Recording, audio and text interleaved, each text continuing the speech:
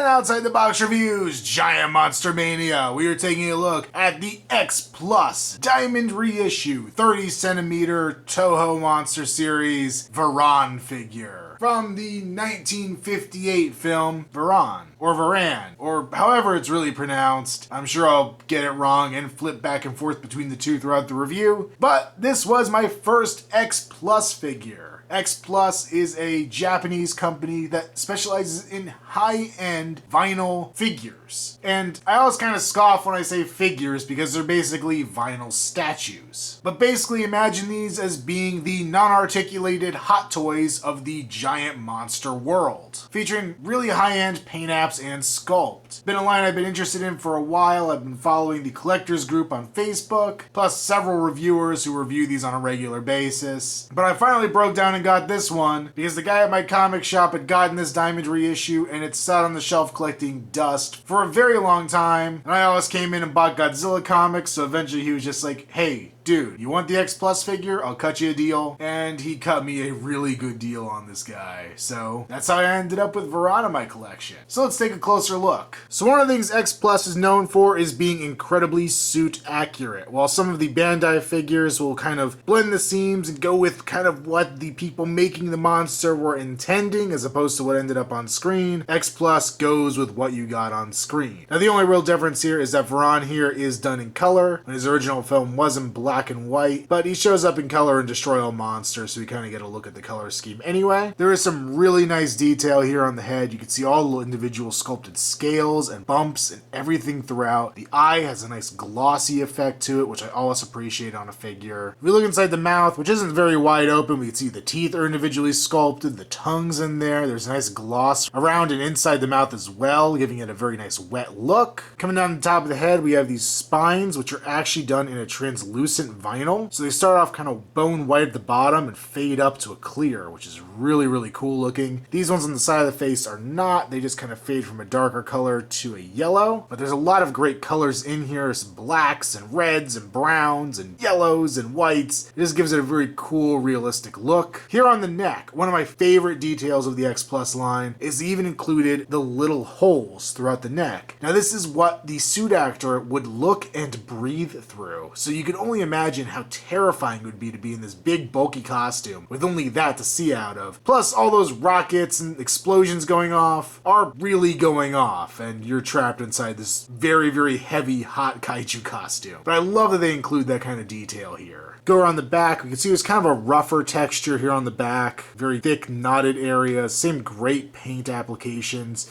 We have more translucent spines getting larger as they go down the back of the figure, and then all the kind of wrinkles and weird folds. Once again, being suit accurate, it kind of gets a weird shape because especially these early costumes were kind of a little bulky and strange looking, so it actually really works out within the way they sculpted it. Now I've seen people review these and they're trying to find the seam on the figure that actually represents where the actor got into the costume. I'm not up enough on Varan to be able to say exactly where that would be. I'm not really sure, but it probably is sculpted in here and a keener eye than mine might be able to find it. Coming around to the front, we have his two claws up here. Haruo Nakajima was the original suit actor for Varan, also the original Godzilla suit actor who was in a lot of the Godzilla movies. And this to me seems like a very Nakajima pose. He has the arms kind of up and extended, ready to swat at things. Very reminiscent to the original Gojira. See, the hands are really cool. You can almost see the bones inside. Nice yellow tipped claws and the thumb. I love that they give the fingers different movement so they kind of have a nice personality to them. We have all the wrinkles and bunched up areas here in the arm, give it a very suit accurate look. More great color as well, nice speckling kind of texture in here with the paint. And then coming down the arm, we can see the membrane here because Varan, at least in the original Japanese version, flew on these kind of flying squirrel flaps, so you can kind of see where they're beginning here on the figure. Of course, I have some great detail on the chest, a very bulky kind of scrunched up area around the waist, which of course would have been messed up looking on the suit. Some great detail here through the legs. I like how they kind of bunched up the different areas of color and they kind of did low lights and smoother highlighted red areas. Going further down the figure, we see more of that flying squirrel flap going around the side of his leg. A lot more wrinkles as we get lower on the leg as well. And then his big kaiju feet, all the little individual sculpted toes, looking very cool here. And the tail we can see looks very bunched up here at the back. And then we see it continues that rough texture, the translucent spines, and has a pre-posed position position where it kind of curves around slightly, which is nice because it doesn't take up quite as much shelf space as if the tail was going totally straight off the back, but it still is a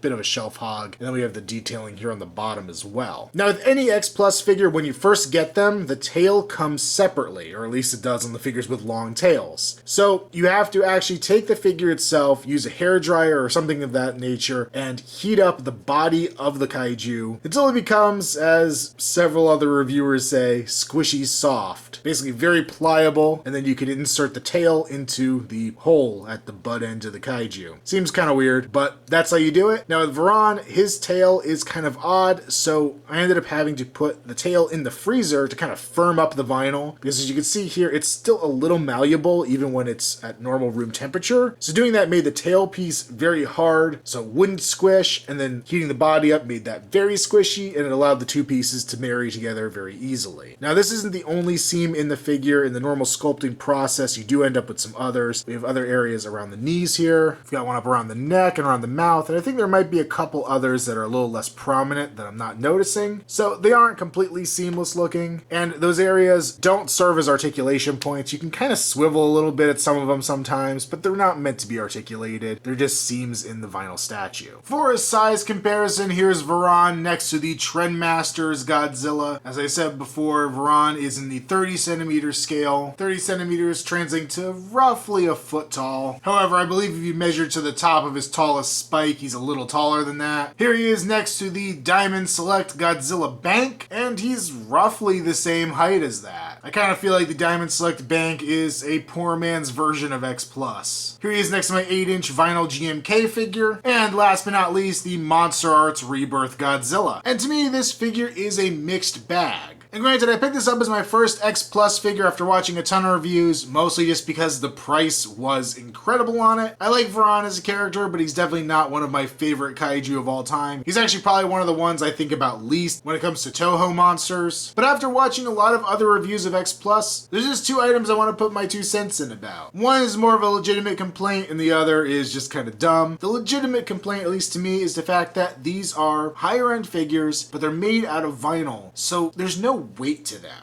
And I know it sounds weird, but having a hefty figure, something that has weight to it, makes it feel like a more quality piece, makes it feel like it's worth that extra cash. Having a piece that's hollow and very, very light makes it feel cheaper than it actually is. The paint on here is great, the detailing is great. From the perspective I'd seen these figures at before buying one, I knew the quality was there. It's just I kind of wish they would have done something that Sideshow's done with other figures and add polystone or something to them to make them weigh a little more and make them feel like a more robust piece. Being vinyl in theory takes nothing away from the figure itself, though I have heard people have some leaning issues over time because of the softer nature of the material. But I think for the price point I would have preferred something a little more solid. And the completely goofy statement I have to make is if you watch reviewers like Reissue, who reviews a ton of X-Plus figures, he's constantly talking about the fresh vinyl smell. I tell you, this thing didn't smell like anything when I opened it. NECA figures are much more fragrant than this guy. But overall, I give a recommend to Varan. X-Plus is a line just like Hot Toys, where unless you have ridiculous disposable income, you have to pick the characters that feel right for you, the pieces that really speak to you.